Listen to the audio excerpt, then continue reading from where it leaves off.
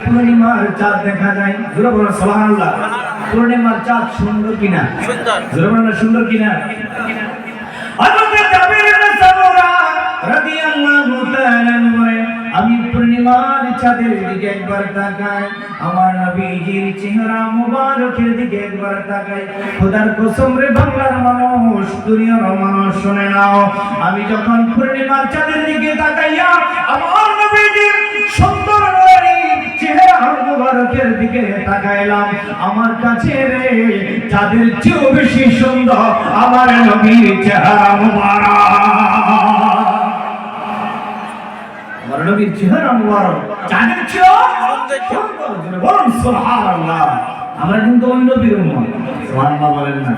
অতএব আমরা ওই নবীর উম্মত হিসাবে আমাদের দাম কিন্তু অনেক বেশি। সময় স্বল্পতার কারণে আমি সামনে যাচ্ছি না। আর আমার শুনেছি, যেই নবীকে, যেই নবীর উম্মতকে না বানাইলে আল্লাহ বলেন আমি কোনো কিছু বানাইতাম না। জোরে বলুন সুবহানাল্লাহ। মুসা নবীকে আল্লাহ পাক রব্বুল আলামিন বলেছিলেন, মুসা নবী বলেছেন, আল্লাহ আপনি আমাকে বেশি সম্মানী বানাইছেন, আমি তোর পাহাড়ে গেলে আপনাকে বললেই আপনি আমার সাথে কথা বলেন। আমার আল্লাহ বলেন, মুসা রে আমি তোমাকে এমনিতে সম্মান দেই নাই, এমনিতে সম্মানিত করি নাই, আমি তোমার মধ্যে বিনয় পেয়েছি।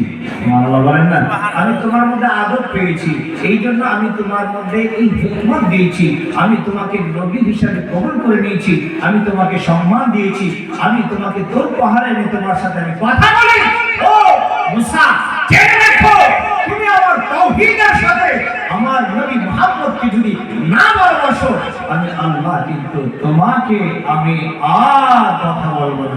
বলো সুবহানাল্লাহ। মুসা নবী তো আল্লাহ তোমার তাওহীদের সাথে মুহাম্মদের ভালোবাসার কি সম্পর্ক রয়েছে?